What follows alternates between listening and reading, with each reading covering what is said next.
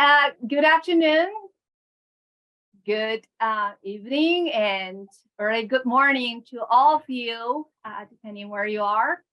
We had a slight technical issue today, so we're starting a little bit late, but that's good. We're all here. My name is Jun Yang. I'm the director for the Institute for Corporate Governance at Kelley School of Business, Indiana University. And Kelley ICG was founded in 2004, and our mission is really research oriented. We want to create and disseminate high quality research that really help us understand and advance corporate governance policies and really informing debates from different perspectives and influence organizational practice. So we have organized this whole series of public lectures since November 2021. Today is lecture number 16. And this is the first time we have a scholar from the marketing research side. I'm very excited about today's lecture. Our co-host is ECGI, European Corporate Governance Institute, and the Ostrom Workshop at Indiana University. Special thanks go to Marco and Elaine at ECGI and our colleague Scott Shackelford from the Ostrom Workshop. So today's lecture has the title of The Ethics of Consumer Choices. So this incorporates both consumers' perspective and corporate perspective in terms of considering ethics, sustainability. And our speaker today is Professor Neeru Paharia from Arizona State University. And the moderator is my Kelley colleague, Professor Vivek Astvansh from IU. And coming up, this is the last lecture for this academic year. We have 3 more scheduled for the coming fall semester. The first one is a bit different, is a fireside chat on CEO markets. So it's about private company CEO market versus public company CEO market. So we have 2 speakers, Professor Stephen Kaplan from University of Chicago and Professor Dirk Genter from London School of Economics. I will be the moderator for that event. And October 5th, we have shareholder voting talk. So Professor Nadia Malenko, who is joining Boston College, will give that talk. And on December 7th, we have an interesting talk. We talk about ESG or sustainability a lot of time. And at this point, many people start to pause and to re-examine the walks and the talks. And so this topic is greenwashing. Is there a greenwashing, or are some firms doing greenwashing? So this is going to be a very interesting lecture. Professor Pedro Meadows from UVA is going to be the speaker. And our former IU colleague, Professor Jenny Gao from Georgetown University, will be the moderator. So this is the QR code for our next event on September 14th. CEO markets, public versus private firms. You have 25 seconds. You could take out your device and just scan the QR code, so you'll be ready to go for the next event.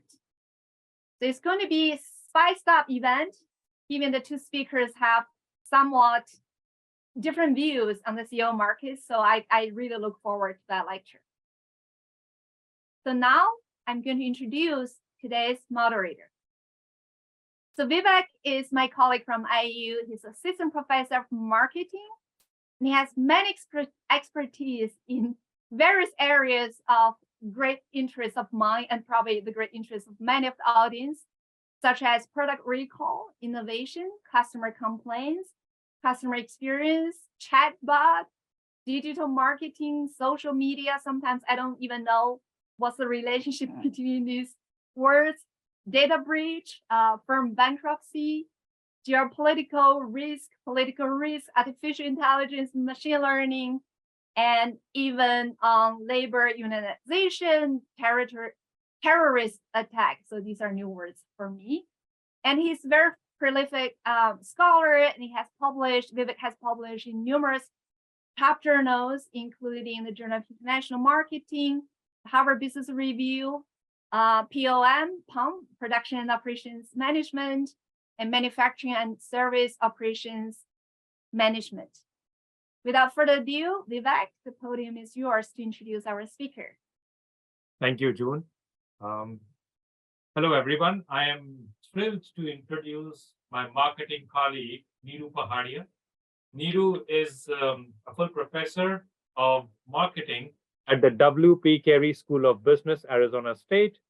She joined Arizona State in the fall of last year, if I'm correct. And prior to that, she was a faculty member at McDonough School of Business, Georgetown University.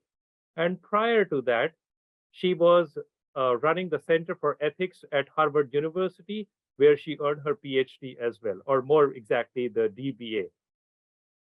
She studied economics for her undergraduate program at UC Davis, and from there she moved to study a master's in the Department of Public Policy and Management from Carnegie Mellon, and then she pursued her DBA from Harvard. Now look at the bottommost row. That tells you how eclectic, diverse, prolific over a period of time Neeru has been.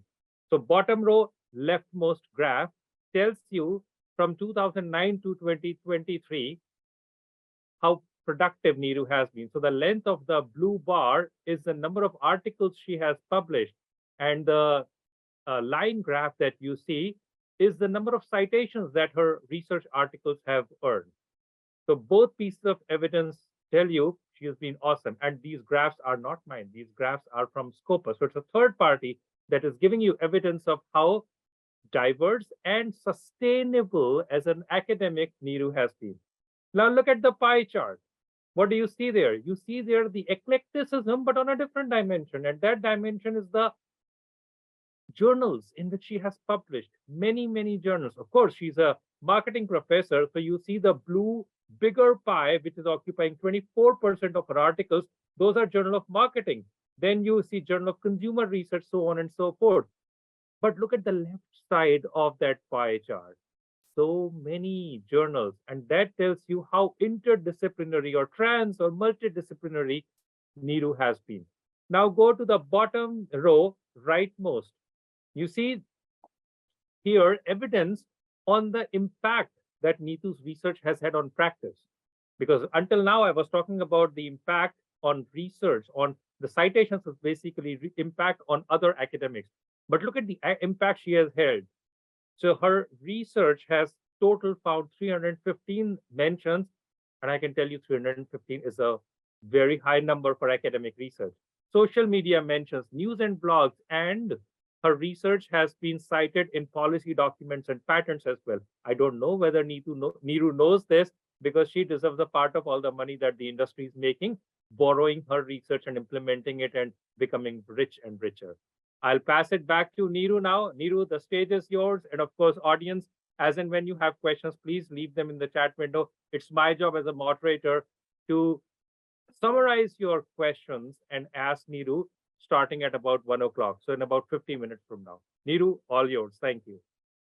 Thank you for such a wonderful introduction, Vivek. I did not know that I am entitled to some extra money, but I'd love to see some checks coming in if that's what I'm entitled to.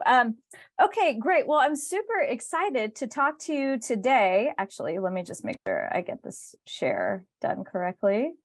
Okay.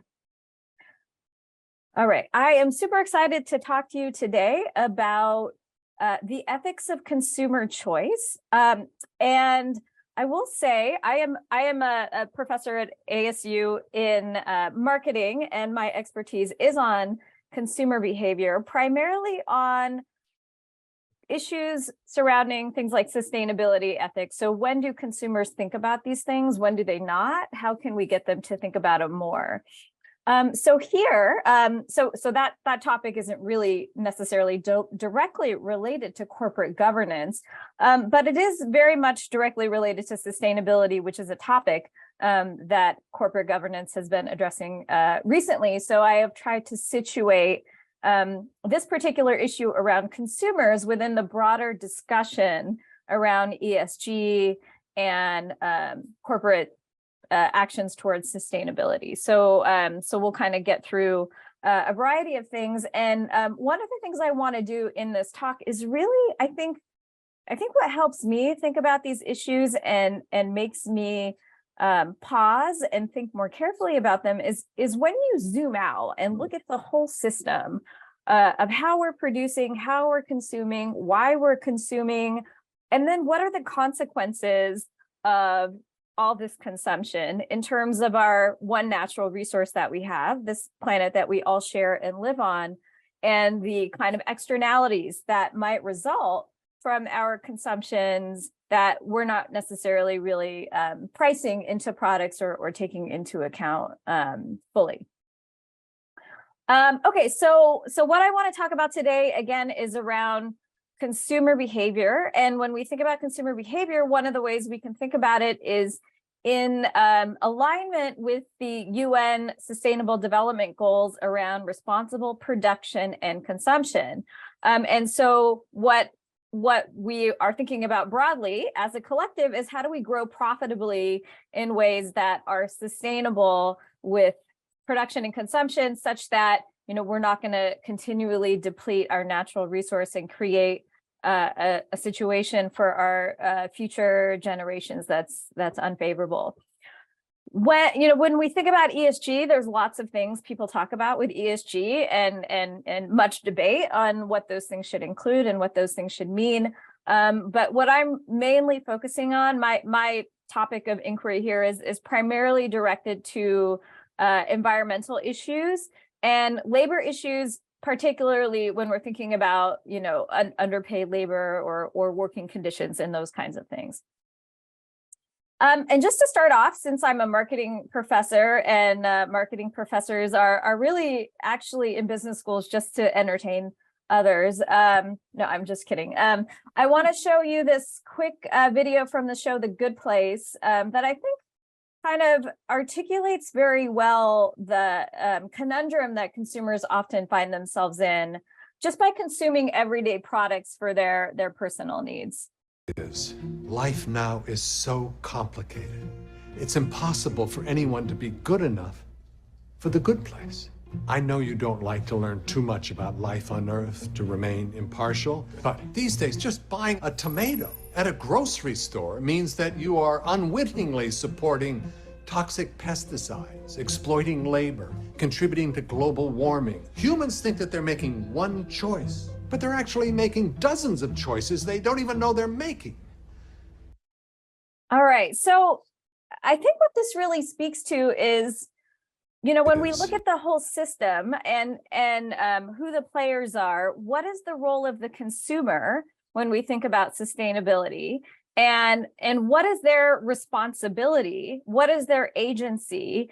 And sort of what is the scope of what they can actually do? So when we think about sustainability and things like that, we can think about four kind of actors. So we can think about consumers. Maybe consumers will demand to consume sustainably or be interested in sustainable consumption.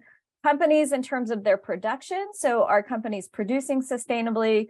Governments in terms of regulation, and investors in terms of what kind of influence they might have on companies and governments and maybe even indirectly on consumers. So when we think about companies and their reasons to prioritize ESG related efforts, sustainability efforts, some are kind of no-brainers and maybe slow to be picked up just due to, institutional issues or legacy and things like that. But cost savings, we can think about energy efficiency. We can think about our shareholders or our stakeholders in terms of our reputation. And here, I think one of the things I won't talk about too much, but I think is really interesting is how employees have been more influential in firms on various ESG issues, political issues, and you can look at what has happened. I mean, Ron DeSantis and Disney and everything that's going on in Florida on a variety of dimensions. Really, when we think about one of the points of leverage, employees have a lot of power in encouraging the firms that they work for to, prioritize certain ESG efforts. Consumer demand. So maybe companies might focus on ESG efforts because that's what consumers want. Consumers are demanding more sustainable products, and therefore companies might respond. Investors, so there's been a few examples recently of investors really prioritizing ESG and using their power with boards and in various other ways to kind of push companies to focus on ESG. And I'll talk a little bit about that at the end. And then regulatory compliance here, and here we might want to reduce risk. What I think is really interesting here is how we can think about not only in the U.S. we have our federal government, but state governments actually also have a lot of power in actually creating new regulations and then somewhat sort of like forcing companies to comply, especially if they have a big enough market. So I'll talk a little bit about that as well. And so when we kind of, again, like I mentioned, zooming out, I think is always really helpful for me to think about how a whole system might operate. So from a company's perspective, they may want to generate demand and consumers buy products, and this is sort of what they're supposed to do, right? We're supposed to sell things, we're supposed to grow, and consumers need a lot of these products and services, and so they're serving a function. Regulation might actually impact these firms in terms of how they produce, what kinds of emissions, what kinds of carbon levels they're allowed to pollute or exert into the atmosphere, and labor conditions and all these various other things. So some of this gets sort of the rules of the game get dictated by regulation. And then we have shareholders. So recently we're also seeing shareholders in enforcing some of their power, especially related to ESG kind of concerns on firms in terms of committing to net zero and various other things. So we'll talk a little bit about that. So when we think about firms and what are the reasons for them to prioritize ESG, one of the things, kind of probably the biggest thing to think about is, well, consumer demand, like we'll focus on ESG. The market will respond to consumer demands. And that's sort of a assumption that we all have. If consumers demand it, the market will respond. So consumers want something, companies will make that because it'll be profitable to do so. And so that's one of the main things I want to talk about right now is this whole idea of consumer demand, and really thinking about it on three levels. One is how consumers react to the growth imperative and why it's hard for consumers to resist it in some way. Why consumers maybe aren't the best point of leverage. So consumers, I believe from what I've researched, there are many reasons that make it hard for consumers to care about ESG concerns, and then some kind of solutions that we can think about. So if we think about the growth imperative, so companies generate demand and then consumers demand products. And so this is sort of how we achieve profits, achieve growth, and continually evolve. So part of this, though, is this growth imperative that we must also always continually grow. And in order to grow, we need to increase our sales and revenues to some extent. So things have to kind of continually grow. And we can look to two places to find that growth. One is to encourage consumers to consume more, so increase consumption from our existing set of consumers, or find new consumers. And so in 2017, there were 3.5 billion consumers in the kind of consumer class. And by 2030, that number is projected to grow to 5.6 billion. And so, and much of this coming from Asian countries with increasing economic development. Now, all this is fine, but we do live on a planet that has finite resources. There's only one planet that we have right now, and there's only so much iron and so much coal and so much gold and gas and oil. And that is sort of a fact. It's not really a political point. And so what some have estimated is that in order to provide the amount of resources for this growing consumer class, that we're going to need another Earth. And that's just impossible to acquire unless, Mars really becomes terraformed and that also, works out. But really, for our practical purposes, that right now that seems sort of unfeasible. Secondly, all this production has negative externalities. And what I mean here is that when we produce things, there may be pollution, there may be, you know, various other things that impose a cost that isn't necessarily being priced into the product. So it could be labor, it could be the environment, but it's not being priced into the product such that the companies aren't paying for it, the consumers aren't paying for it. And so then the question is, who's paying for it? So if we impose a cost, then it must be that it gets paid for in some way. So maybe it gets paid for in a very general sense by the world and the carbon emissions and global warming, and this is like a very diffuse expense. Or it could be a particular community bears the brunt of some of these negative externalities. And we do have, you know, concrete numbers around this. So looking at fossil fuel emissions, a study from Harvard estimated that fossil fuel emissions are responsible for 1 in 5 deaths worldwide, premature deaths worldwide. And that's mainly coming from the pollution in countries like China and India. So there's very real costs to these externalities that are sort of diffuse and get applied in these ways that are just sort of general. Like if you just happen to be in the area that has a lot of pollution, you know, you might pay a higher price for that. Now, I think one of the things that interests me, and what really actually even got me interested in studying consumer behavior and becoming a marketing professor, really was thinking about how consumption and how consumers are really the end node of much of this. So much of the pollution and much of these externalities are driven by consumer goods and by our need to consume and by our lack of pricing in these externalities into the prices of the product. So consumption does appear to be one of the ultimate drivers of a lot of these kind of ESG concerns that we have. And yet, again, like the system is built on increasing the number of consumers or increasing the amount we consume.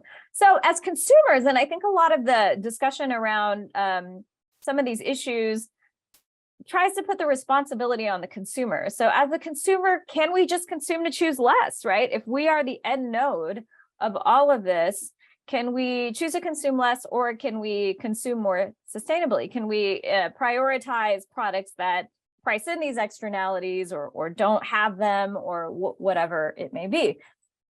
But as consumers, it's very challenging to battle the growth imperative. And I think much of that is actually driven by marketing, where marketing, you know, one of marketing's jobs is to increase the top line. And to increase the top line, we need to increase sales and revenue and growth. And much of that, again, is about increasing consumption. And sometimes that consumption, and again, I just want to give you an example to put in perspective how justified, or how we can kind of think about consumption in two different ways. One, in terms of things that we actually need, and sometimes we can think about things that are manufactured needs, but they're so embedded into our culture that we think of them as actual real needs.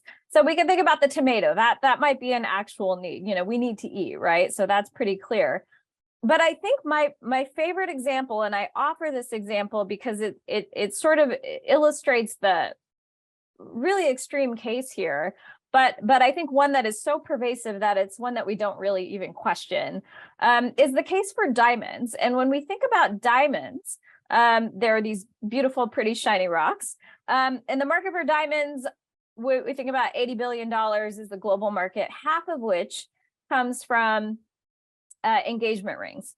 So if we think about diamonds and think about it sort of from an economic perspective, there's actually a perfect substitute for a diamond. So it takes time, money, resources to mine diamonds, and yet we could create a lab-created diamond for 1/10 of the price. So many years ago, fake diamonds were actually different in structure. So like cubic zirconium, moissanite, these other particular stones. But recently they've created the technology to create a lab created diamond, which is identical in structure to a natural diamond, so much so that equipment to detect the difference between a lab created and a natural diamond would actually cost, $20,000 to $40,000. So arguably more than the diamond itself to actually see if it's real or not. Some people say, so some people would say, well, diamonds are valuable because they're kind of shiny and they're pretty and there's no perfect substitute, but I would argue there is a perfect substitute, which is a lab created diamond. Some would argue that diamonds are valuable because of a resale value. It's a good investment, but that's also not true. The actual resale market for diamonds is between 5 and 30% of the original price. Many say say things are valuable like diamonds because they're scarce, but that is also not true. So the most scarce gemstone is actually tanzanite, which can only be mined in a 3 square mile area of Tanzania. But it's actually only a third of the value, a third of the price of a diamond.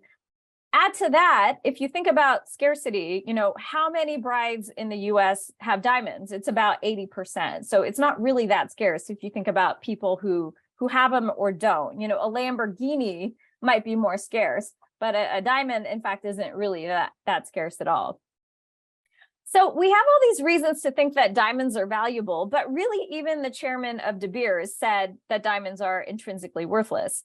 And so again, kind of zooming out to the whole system, does it make sense that we're spending all these resources mining diamonds and money and effort, and even on the consumer side, using that money to buy a diamond when you could use it for something else, when this is, thought to be an intrinsically worthless product? So some of the reasons we can think about why people buy diamonds are psychological. So we have various motivations for buying products, some which are functional, some like a sponge. You need a sponge to clean your dishes. We need cake because it makes us feel good. So that would be emotional. But something like a diamond really fulfills this need for identity and social status. And so again, when we think about consumers, we kind of need to take a step back and think about, well, our consumers, we're a lot of our consumption is based on our kind of body and our brains and how everything works. So we're animals at the end of the day, and our thoughts are ephemeral, and so they kind of come and go. And so we need something tangible like a diamond to kind of remind us of who we are. So you might have thoughts that are constantly generating all the time, but when you look at that diamond, you remind yourself of who you are and that somebody loves you. And that's why cults and things like that, like, try and take away all your possessions so you lose your identity.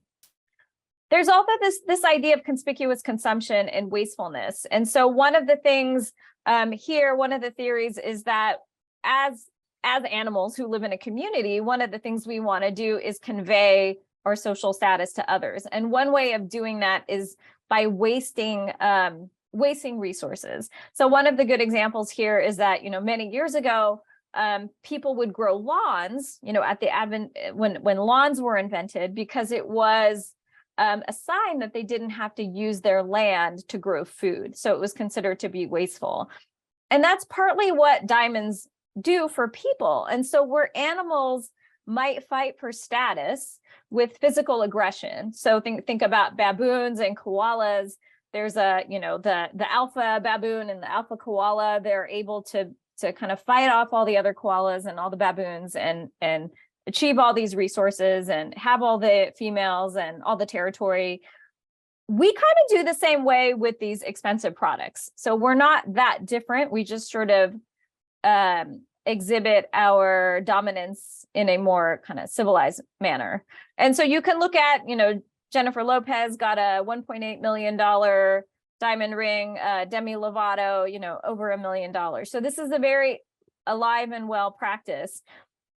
And I think here again, like I'm illustrating this example because when you put it in context with production, having all these negative externalities, then it begs the question, does this make sense? And so I think one of the geniuses of this campaign, this was back when diamonds actually really became popular as an engagement ring, One of the things at that point in time, the context of that moment was this whole psychological kind of selling these symbolic products was a new idea. And at that point in time, companies were really focused on selling utility goods and services, things that actually do things for you, very functional. And one of their statements of the people who ran this marketing campaign was to think about how to make a diamond a psychological necessity capable of competing with utility goods and services. Now, at this time, this might seem pretty normal, but at the time, you just think about how crazy that is to actually think about getting somebody to spend their money on something that's purely symbolic, as opposed to something that has functional and real utility value. So I think one of the things here we think about, again, is that consumption is these are just things that demands that people have, and these are inherent and these are part of our culture. But my point is that this was actually manufactured. So 10% of US brides received diamond engagement rings in 1939. And by the end of the 20th century, it's 80%. It's such a strong tradition that most people don't even really question whether this makes sense or not. Now, they tried to run this campaign in Brazil and in Europe and in various other countries, and it didn't actually work. So it worked in the US, and it didn't work everywhere. So what we assume is something that we need is not necessarily true. Could this formula be applied to other products? So we can look at the whole market for luxury products, and it sort of functions on a similar principle that we're buying and selling symbolic products. So if you look at this Hermes bag, it's $14,000. What's the functional value here? Maybe you could argue the quality and the functional value is $1,000. So what you are really buying is kind of the symbolic value. And most products have some element of the symbolic value, some element of functional value, and some element of emotional value. So taking a step back, needs are manufactured by marketing, and we are social creatures. So we don't necessarily have the ability to resist. When everybody else is getting a diamond engagement ring, it's hard for us to think that we shouldn't need it. So that leads me to the question, what is the value of a system where labor is expended and environmental harm is created purely in the pursuit of a symbolic product, and one that has no aesthetic or functional benefits beyond the alternatives? So again, we're taking a look at, this whole system of consumption and externalities and marketing creating needs. Just a few more examples. If we look at the beauty industry, the whole market for makeup, again, this didn't exist 100 years ago, and it was invented by marketing, by Hollywood, so much so that now it's something that we don't even really kind of question or think about. So marketing is really tied into the fabric of culture. And on another dimension, when we think about consumption and we think about generating needs, planned obsolescence has been another big driver of consumption. So one of the issues with the original automobile was that people were buying the car and not coming back to buy more. And so this became a problem, right? How do we make profits if people aren't coming back to buy another automobile? They just bought their automobile and they were happy.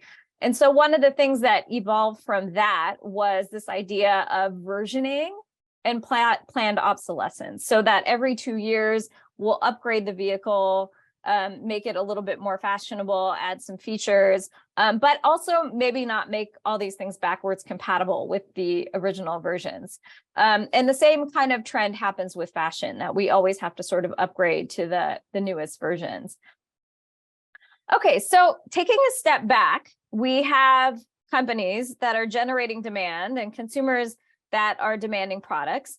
And we need to kind of keep that going and grow that. But again, one of the issues here is that all this production and all this consumption has these negative externalities that aren't necessarily being priced in to this whole system that we really need to think about. But I think one of the things that my point being is that we really need to think about this whole idea of, why are we generating demand? What are we getting people to buy? And does this make sense? does it make sense to sell symbolic products that have real environmental consequences? Can we think of a symbolic product that has less, environmental consequences? And maybe that's a better way of doing it. But to kind of take a step back and think about whether this ever increasing consumption is actually moving us in the right direction. Okay, so one of the things about consumers is, why they don't care. So one of the things we can think about, companies might think is, hey, well, let's, consumers care about sustainability. So maybe this is some direction we can go in. But again, we're sort of battling some kind of psychological issues that consumers don't necessarily really consider. So do consumers actually care about ethical issues such as sustainability and environmental issues, labor, et cetera? And here we're presented with a paradox. So the majority of consumers claim they do care and are willing to pay for such products. However, the market for sustainably produced products is actually quite small. So that doesn't really add up. If consumers are saying, hey, we're willing to pay more for sustainably produced products, then you would imagine, again, like the market will respond to that. But what we find is that that's not true. And so the question is, why is that? Why are consumers not demanding sustainability if it's something that they care about? So maybe people aren't being honest, and you find there is, some social desirability in these kinds of surveys. Oftentimes, you might get more accurate answers if you ask, what would your neighbor pay for more sustainability? But maybe people are not really being honest. But I think there's also a lot of other issues. So one is that there's an information problem. So maybe we don't know about these production conditions enough that it will impact the choices we make. So I think a great example here is the chocolate industry. So it actually turns out, and this has been an issue for many years, that there is a lot of child labor in the supply chain for the production of chocolate. And yet I would imagine that most people don't know that. That when you buy your Hershey bar, you think you're just buying a Hershey bar. So it's not necessarily transparent about how and what is going on in the supply chain here. Maybe people do know. So I think people do have a general sense. So we could say it's an information problem, but to some extent, maybe people do have a sense. So, 10 years ago, there was a lot of information in the media about Apple products and some of the labor conditions there. So you could imagine that in certain cases, people do know. And so if they do know, why are they not doing anything about it? So in these cases, maybe they're motivated to think about it a little bit differently, which I'll mention in a minute. Maybe it's a chicken and egg problem. So maybe consumers would buy products that were more sustainable if there were more choices. And we're starting to see this emerge now. But just as an example, I am a professor and I need to buy suits. And I have tried to buy a suit that was certified, produced sustainably, and it just doesn't exist. There's literally zero options. So if that was on the market, maybe they would generate some sales. So maybe it's a chicken and egg problem. You've got to actually create the supply first, and then consumers will respond. There are also a bunch of different reasons that consumer researchers have looked into about quality inferences. So for certain kinds of product categories, people believe that sustainable products are not going to be as effective as unsustainable products. And other research, my recent paper looked at durability and how consumers don't really consider durability. They tend to focus on more the short-term price savings as opposed to the long-term durability of a product, which if you were to calculate something like a price per wear, would actually be more favorable. We can look at motivated processes. So let's imagine that, there is all this stuff going on in the supply chain and we might have some idea about it, but we don't want to know. So maybe here, researchers have looked into this idea of willful ignorance. that we don't want to know what's going on in the supply chain, and we don't want to have this kind of ethical information, because once we have that information, it creates this sense of dissonance, and now we have to do something about it. So we're motivated to be ignorant about it. In some cases, maybe we do know about it. So we maybe read all those articles from Apple, back in 2012. But then we're going to be motivated to try and justify it. And so one of my past papers, we looked at this idea of these economic justifications, and that when people really want a product, so if you show someone an iPhone or a really nice pair of shoes, they're more likely to agree with these statements, such as sweatshop labor is the only realistic source of income for workers in poorer countries. Now, we could argue whether these things are legitimate or not, but the fact that people may or may not agree with these things based on how much they want something leads us to think that consumers may be inconsistent with the way they think about these kind of sustainability issues. Another issue that prevents consumers from really considering or caring or demanding for sustainability in their products comes from the way the whole economy is structured and organized. So you imagine a firm, a brand, like a Nike or a Gap or something.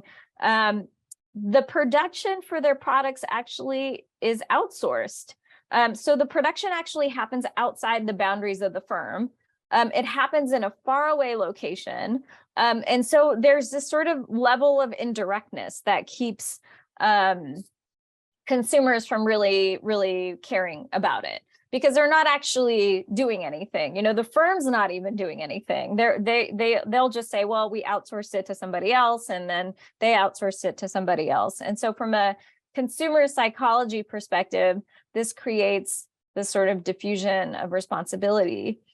And along with that, if we think about the way the economy and the supply chain is structured, many years ago, before mass production, things were more based on what's called a made-to-order economy. So basically I go to the tailor and I say, hey, can you make me this suit? And then the tailor makes a suit. So there in that particular organization, demand comes first. I want the suit, and then supply comes after. What we transitioned to in the era of mass production was a made-to-stock economy, where the firm achieves economies of scale by making 10,000 suits in 3 sizes and in 3 colors, and then puts them on the rack, and then hopes that they can find enough consumers to buy those suits. So that's a made-to-stock economy. But what a made-to-stock economy does is it also limits the agency that a consumer has. So in a made-to-order economy, I cause the suit to be made. But in a made-to-stock economy, I go to the store, somebody else already decided to make the suit, they decided how to make the suit, and really if there was any issue in the production of that suit, the damage has been done, and I had no, I didn't cause that to happen. And the perception is it doesn't matter whether I buy this or not, like the damage has been done. So I don't really have any agency in this decision. So our economy is set up in a way that kind of limits feelings of consumer agency. And one of the questions I like to ask is, would you lock a child in your basement and have them make your clothes for you? And most people would say no to that. They would balk at that idea. At least I hope they would. But really what we're doing is we're hiring a company to do it for you. So you're hiring a company to do it for you. It's happening far away. You don't really know what's going on. There's not much information. You might have a vague sense that some of these things are happening, but you're not really directly causing it to happen. So the way the economy is set up in such an abstract and diffuse way limits consumers' feelings of agency and responsibility in a way that's really inconsistent with their morals, with what they would do if they had to do it themselves. And I think, that's something I think, again, to kind of take a step back and reflect on this. If it's not something you would do yourself directly, does it make sense that we would hire somebody to do it for us in this particular way?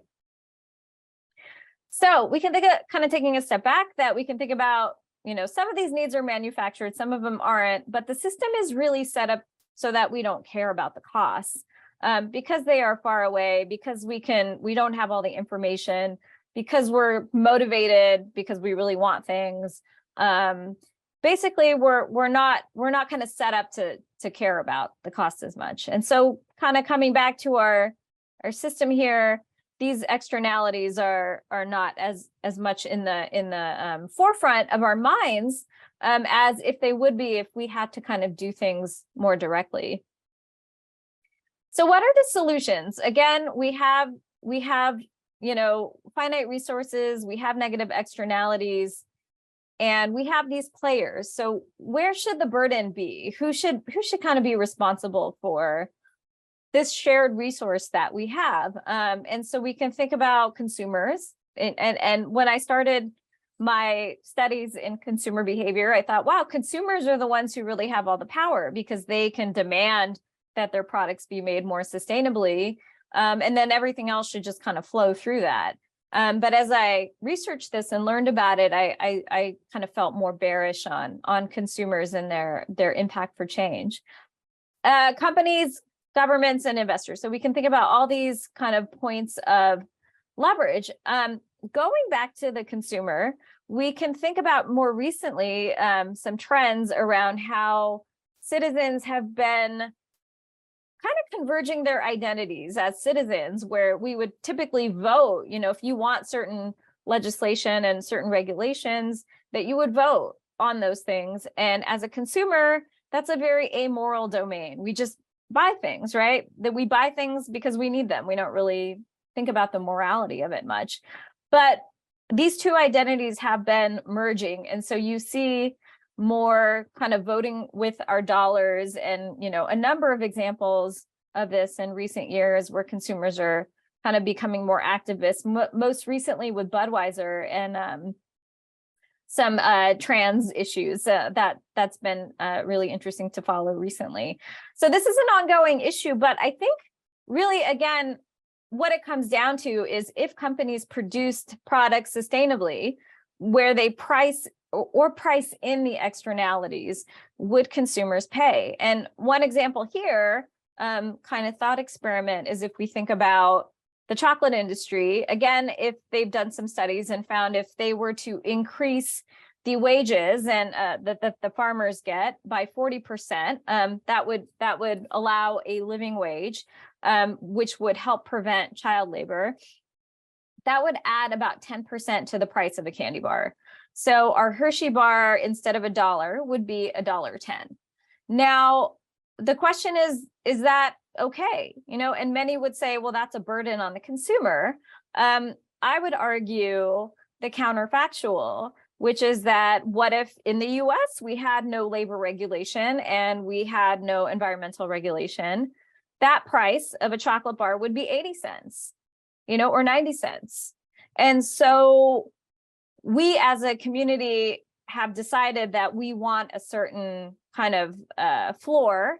And so we've accepted that as a value, and that has been enacted by legislation. And so that's a question, and I sometimes feel like that argument doesn't really consider the other side of things. So I think the bigger question, though, and what really I came down to after studying this, is should consumers have this responsibility? And I think, really consumers, it's quite a burden. I mean, you're asking consumers to monitor factories in different countries and engage in all these search costs to find products that are sustainable and make sure that they are sustainable. But I think also what you're doing is you're forcing them to make these trade-offs, like, again, with this chocolate, what if we didn't have labor conditions in this country and we didn't have environmental conditions? So then the consumer would have to say, well, if I want that, I'm going to have to pay 10 cents more. And for the consumer in that moment, that's a difficult decision to make. So we're forcing them to make these kinds of economic trade-offs, which I think can be burdensome to the consumer, which becomes easier if it was just regulated and there was a floor put in, and now there's no question.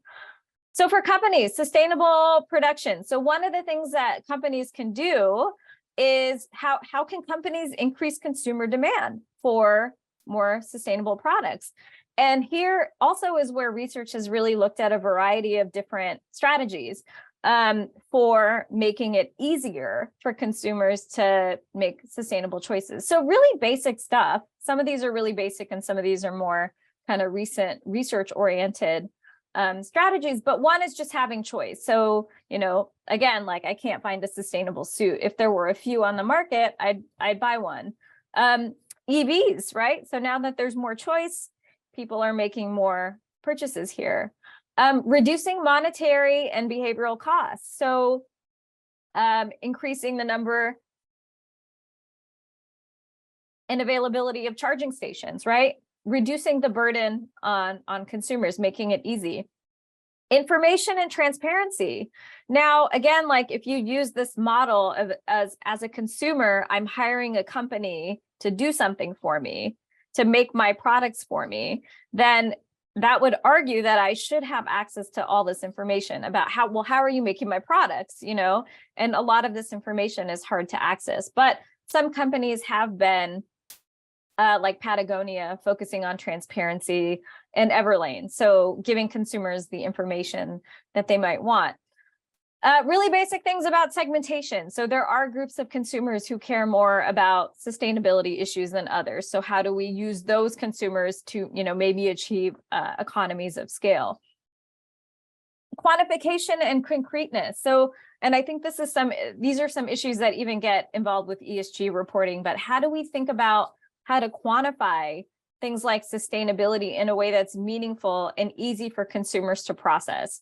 So I would argue this particular, you know, ad by Allbirds gives us the carbon footprint, but it doesn't give us what that means. You know, what does 7.1 mean? So how can we present information in a way that is meaningful to consumers? So one strategy was this like light bulb minutes. So how much food production costs in terms of light bulb minutes is a way that consumers maybe have a better understanding of. In the context of durability, you know, one of the things that firms can do is to estimate how long products will last, which will allow consumers, or even just calculate the price per wear for them. So then you can make a more kind of apples to apples comparison when you're buying something cheap and not long lasting versus something that's more durable and long lasting. In terms of recycling, we can think about how to make the end use of recycling more concrete. So what will this product be turned into? And that might make it more concrete and motivational for consumers. Eco labels. So we've talked about eco labels like Fair Trade America. Again, I can't go monitor a factory in another country, but you know, these eco labels can help give me sort of a shorthand as a consumer to understand the ethical implications of products.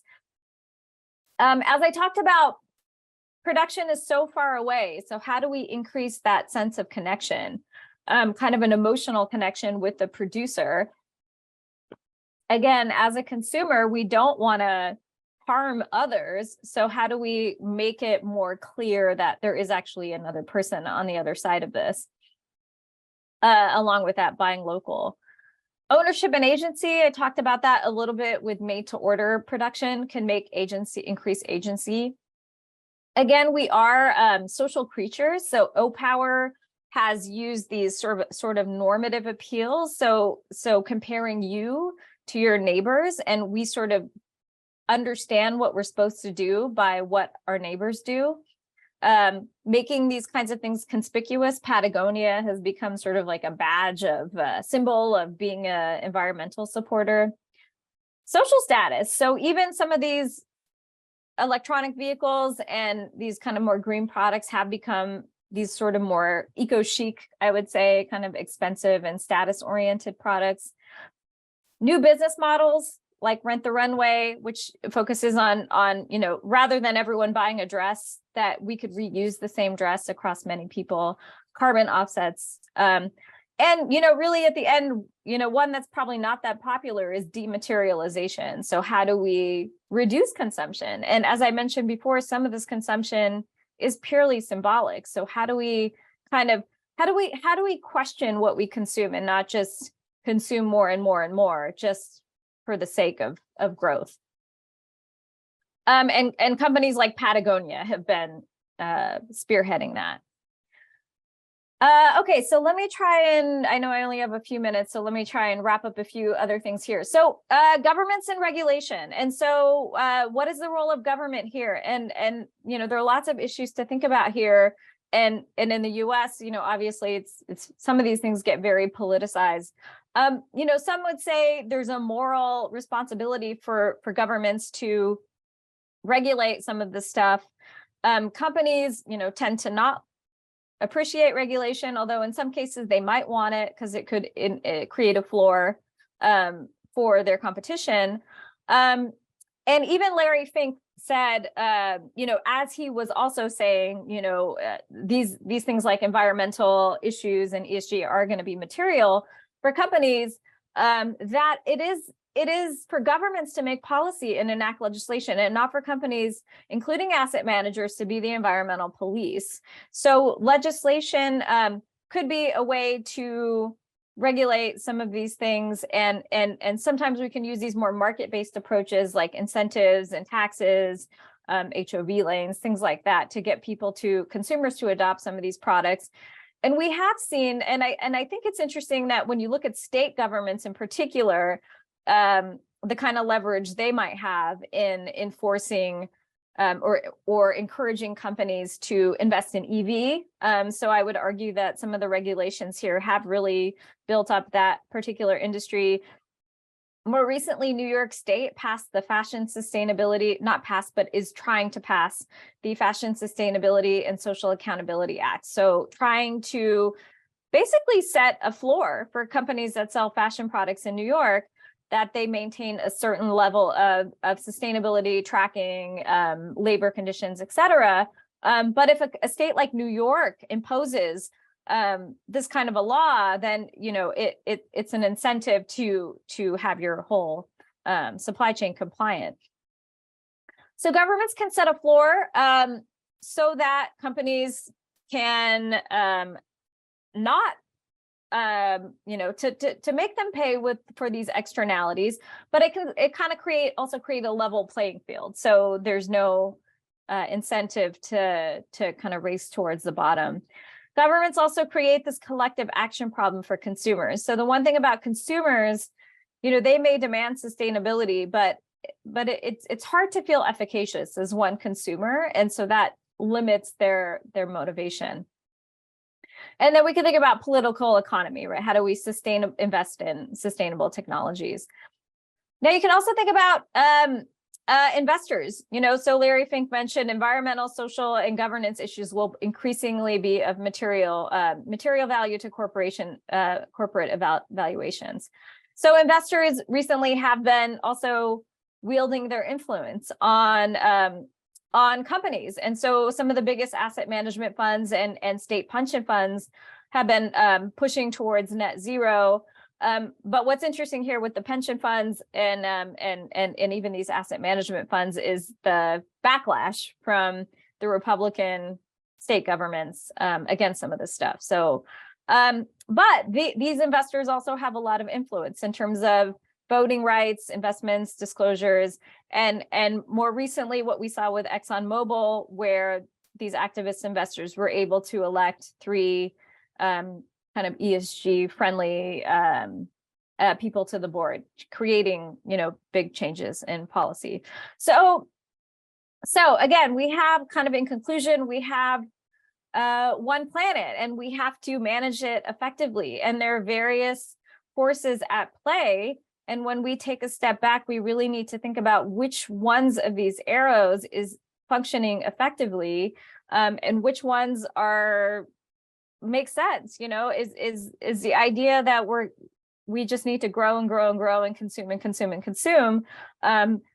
in a way that's sustainable, maybe, but you know, we can also think about, taking a step back, does this all make sense? And you know, a lot of the focus has been on consumers and on shareholders and on these other parties, but maybe, you know, regulation is something and I think they're stepping in because things aren't necessarily, at least in the perceptions of some, that regulation isn't really managing this resource in a way that is properly pricing in all these actual costs. So I will end there. Hopefully that was at least provocative, and happy to answer some questions.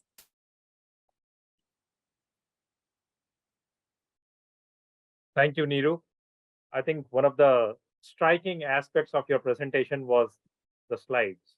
They were very beautiful, very engaging. It's a marketing thing, right? Yeah, I was about to say that if a marketing professor does not do a very thrilling job of keeping the audience engaged and marketing the topic and showcasing the importance of that topic, who will? We are richer because of marketing. So I'll read out some questions. I'll paraphrase them, and then one by one you can answer those questions, Neeru. So the first question that we came was for Shein, which has received a lot of criticism about its labor conditions and environmentally unsustainable practices that it has adopted. The irony is that Shein dresses sell for $5, $7, $10. So even if I care about the environment and the society, it's just that these prices are so low. So all the morals, all the ethics go into the back pocket when all I have to do is pull out a $7 or a $10 bill. So the question is, why do consumers not care, or why do they care? They care because it simply is a question of whether they can afford. Perhaps consumers should be encouraged to recycle more and buy a used $7 dress from a Goodwill store. So any comments on that, Neeru? Yeah, I mean,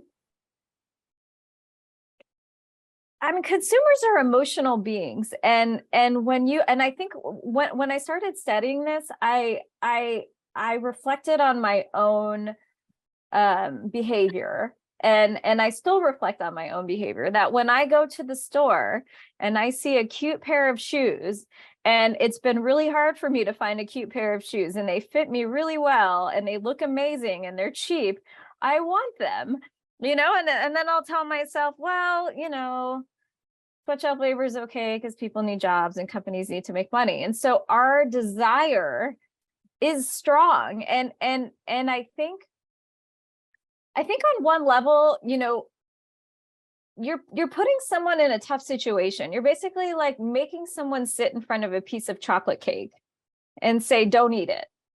That's really what it is. And I think that's where I said, you're forcing people to say, I'm not going to buy this, or I'm going to search far and wide to find a suit. I can't even find a suit that was made sustainably. And I'm not going to eat this chocolate cake. So and then when I think about consumers, like, they're very busy, and they're, that you're a parent, you don't have time, you see, So I feel like it kind of puts consumers in a situation that it's hard for them to resist, and I if we were tougher, maybe we would, or maybe, like I said, maybe if instead of going to Shein and buying the dress, I had to hire the workers myself and not pay them, right? And if I had to do that, maybe I wouldn't, right? Like, then maybe I would care more. So we're just given the temptation, and we're not really exposed to any of the costs. So it makes it really easy for consumers to make that decision. And so again, when you look at the system is set up so that consumers don't really feel those costs. Where I doubt that many people would do such a thing to someone directly, like force somebody into some poor working conditions and underpay them and to make me a dress, Thank you, Neeru. I'll add one point there. So the reason why Shein is able to sell that $7 dress, whereas if you go to Walmart or Target, it will cost you $35, is because of a legal loophole in the United States. The legal loophole, what happens is that Shein manufactures things in, say, China, ships them to the Mexico-US border. When I want to place an order, then it is priced at $7 and it is taken out of a truck. That one piece of cloth is then shipped to my house. Because that one piece is being shipped to an individual customer, Shein does not pay any customs. So this is They don't pay any customs. they don't pay any custom. However, if Target Oh. wants to sell that or Walmart wants to sell that, they will have to ship them in a bulk load and will have to pay what? 78% duty. Welcome to the United States. Oh, So wow. now, those of you who live in the United States, you have the power to vote. All right. The next question is, on your certified suit, Neeru, why isn't anyone selling the suit that you want to wear? You mentioned that chicken and egg. What is the solution to this problem? Yeah, I mean, like maybe when Patagonia started, they would say, oh, well, no, there's no demand for this, right? And then they just had to try and put it out there and see what happened. I don't know if that's the case. If a company was a well-funded company with a good marketing budget, was able to produce suits and produce enough variety that it actually became viable, would people pay more? Would they pay more for it, for something that was sustainable? I mean, and we have some examples to think that they would. If you look at companies like Patagonia, people do pay more for sustainability. But what they also did is they built that into their brand. It's such a strong brand value that I feel like in order to get somebody to pay that extra money, you have to kind of really build up that brand value to make it more kind of meaningful to them. Right. And maybe I'm just a really small market, like I'm a market of one. I mean, I looked up like on Google search trends, you can not on Google search trends, but if you were on the keyword planner, on Google's keyword planner, you can get search volume for various keyword searches. And so I looked up sustainable suit and it's like nothing. It's negligible. No one is trying to buy a sustainable suit. So again, maybe, when we say marketing creates needs, maybe this is a job for marketing to create that demand because it's not there already. But it can be done. I mean, they can sell diamonds. They could probably create demand for sustainable suits as well. Right. I'll give an interesting anecdote. In the state of Indiana, a restaurant server is paid what? $3 per hour. $3. Okay. So I'm working with a local brewery. They increase the hourly wages to what? $15. Okay. That is livable wage in this place. And then what they did was they increased the prices of all the food and beverages by 20%. And they said, okay, dear patrons or visitors, please do not pay any tip because we are now paying our servers and backroom staff livable wage. And we've increased the prices by 20%, which is the acceptable level of tip. Okay. Then I was interested in, okay, what are customers responding now? And I mind their text to look at what are their emotions. Customers don't like that. And the reason is they want to have the power to either penalize the server or the cook for poor food, or they want to reward. Now, what this restaurant has done is they are trying to make the playing field level, but customers are not liking this. So this is not environmental sustainability, but this is social sustainability. You will be able to enjoy food in restaurants only when the servers are not dependent upon we paying them tips, but rather are equitably paid. But this is what's happening right now. Okay. Yeah, that's fascinating. Neeru, one more question, and this is a very interesting question written by Anonymous. So Anonymous, if you are listening to me, thank you. The question is, how would you go about marketing contentment? Contentment. Yeah, beautiful word. And this person has put it in a singular quotes. A beautiful word. How do you market contentment? And that basically expands what marketing is. We have so far focused on marketing of goods and services, but marketing and emotion, contentment. Neeru, over to you. That's when I get fired for having a good answer.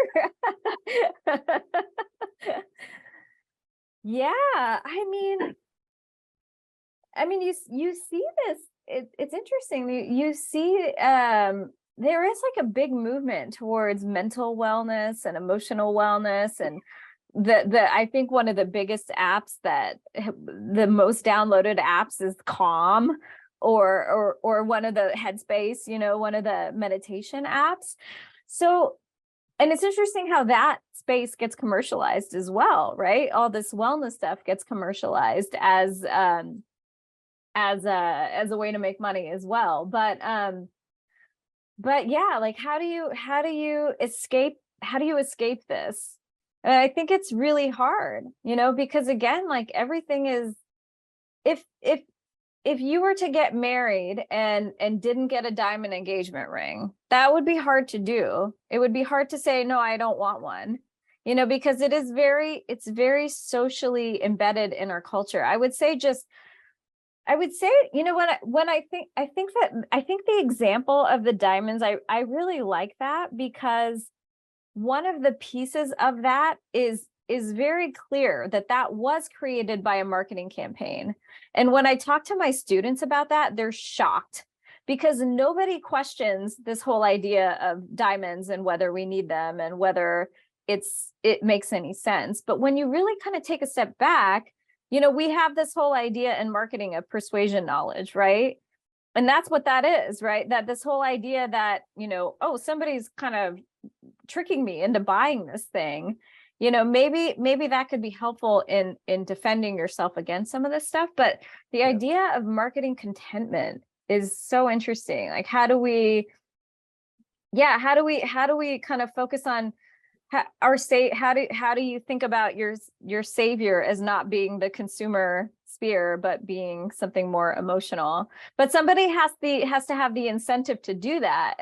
And again, what's the incentive? It's financial. And that means I have to sell you something, which is contentment. I think Anonymous or some other Anonymous has answered the question that it is all about marketing goodness, kindness, compassion. And that's correct. I think it's a good reminder that marketing as a discipline is not meant exclusively to market goods and services. We are broader than goods and services. Right. Ideas. A more fulfilling life, a more beautiful life, a more peaceful life. With that, there are a couple of other questions, but I'll have to cut short and pass it back to June. So June, over to you. Thank you very much, Neeru, and thank you for all the questions, folks. Thank you so much, Neeru, and thank you, Vivek. Actually, I have a small story on that. My husband kept trying to buy me a big diamond ring for wedding anniversary. I kept postponing it. In my mind, I kept doing the calculation that if I give this $30,000 to my writer daughter, she can travel around the world. She can find many interesting people and write interesting stories. So that might be her next book. So that's sort of the trade-off I keep having in my mind. What are the alternative usage of the same money? Otherwise, I would spend on this big piece of stone. So I think that's a question probably all of us need to keep thinking, especially if you have a daughter, your solution tend to be a lot more clear. That's my experience. All right, so going forward, we have 3 lectures scheduled. These are all traditional corporate governance topics like CEO markets, shareholder voting. Greenwashing is kind of, right now, have so much research on ESG, especially environmental related issues.